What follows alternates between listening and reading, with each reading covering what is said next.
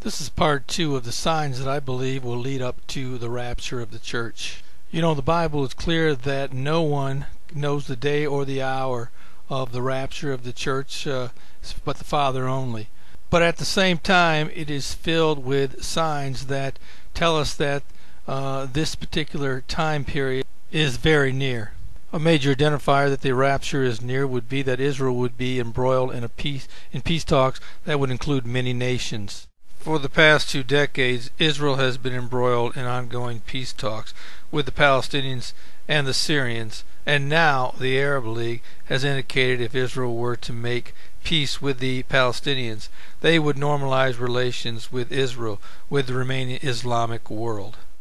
A major characteristic of this prophesied peace agreement is that it would have a time limit attached to it of 7 years. It should be noted that virtually all proposed Middle East peace initiatives have had staged time limits, with most ending with Israel turning over East Jerusalem as the Palestinian capital. Just recently, Israel's foreign minister indicated that peace could only be achieved through a long-term intermediate peace agreement that would assure a smooth transition over time. Another last days indicator would be that Jerusalem would be a stumbling stone to peace and to world stability.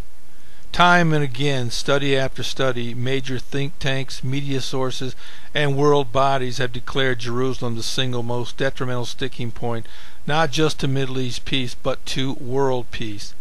The Bible says this will continue to be the case up until the second coming of Christ. The Palestinians have refused to come back to the negotiation table unless Israel promises to freeze all building in East Jerusalem. Israel's refusal to do so has also infuriated the international community, bringing world condemnation even from their allies. Another indicator of the last days is an increase in earthquakes and strange weather. Written in a recent Associated Press article, they stated that earthquakes, heat waves, floods, volcanoes, super typhoons, blizzards, landslides, and droughts killed at least 250,000 people in 2010, making it the deadliest year in more than a generation. And I don't see the future getting any better. I fully expect this cycle of deadly natural disasters to continue from now on into the Tribulation Period.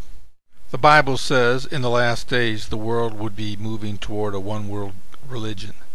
Pope Benedict XVI, spiritual leader of the world's Catholics, said he will hold a peace summit of religious leaders from around the globe. The BBC said the aim of the summit will be for the religious leaders to discuss how they can promote world peace. And this isn't the first summit of its kind. Back in 2009, world political and religious leaders, including former British Prime Minister Tony Blair, called for believers to seize upon interfaith commonalities to address global issues of peace and security in a 2-day conference on Muslim-Christian relations.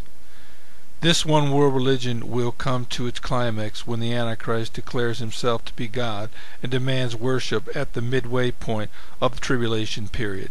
In the last days, the Bible says that Russia would form an alliance with Israel's enemies and will stage a major military attack against them. In researching this Russian Islamic alliance, virtually all were created within the last 10 to 15 years or less. What's even more strange, most of these countries historically have never been allies of Russia's until today.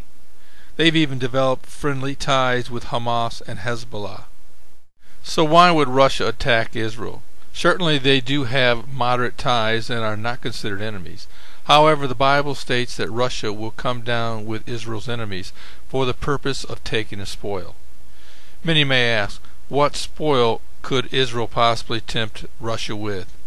I believe that Israel will discover a major gas and or oil discovery that Russia will not be able to ignore. Even now, sources are reporting that Russia is very interested in the Leviathan natural gas find just discovered within the last few years. I look for this to be the first of many major natural resources discoveries Israel will make in the near future.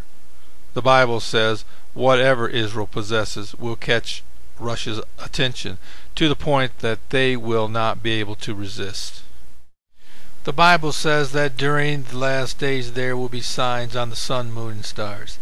NASA scientists are reporting that a massive solar flare could cause global chaos in 2013, causing blackouts and wrecking satellite communications. NASA has warned that a peak in the sun's magnetic energy cycle and the number of sunspots or flares around 2013 could generate huge radiation levels. The resulting solar storm could cause a geomagnetic storm on Earth, knocking out electricity grids around the world for hours, days, or even months, bringing much of normal life grinding to a halt. The rings of fire, which have the power of 100 hydrogen bombs, could cause 20 times more economic damage than Hurricane Katrina. Experts met in Washington, D.C. in June of 2010 to discuss how to protect Earth from the ferocious flares, which are expected sometime around 2013. Smart power grids, GPS navigation, air travel, financial services, and emergency radio communications can all be knocked out by intense solar activity. This and other atmospheric signs will continue to increase in intensity as we proceed to the end of days and come to its climax toward the end of the Tribulation Period. In the last days, the world would be heading toward a one-world government. Although this quest toward a one-world government started back around 1950, the first public acknowledgement started with U.S. President George H.W. Bush in the early 1990s. Since then, multiple world leaders have called for such an order if peace and stability is to reign. Now we can see a new world coming into view. A world in which there is the very real prospect of a new world order.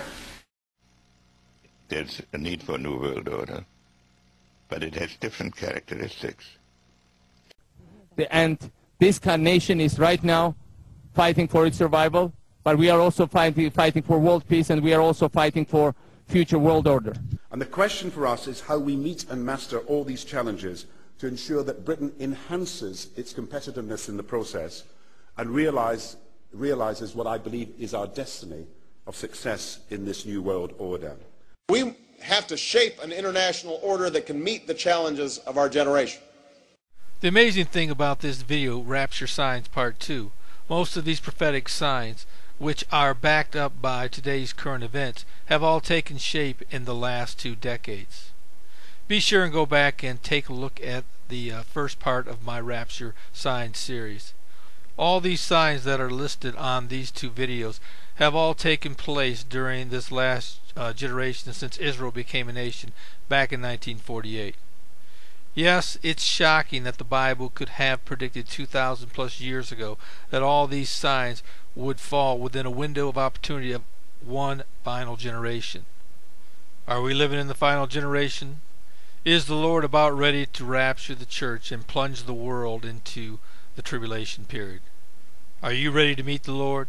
If not, your time is running out. This is Terry Malone with the Calvary Prophecy Report.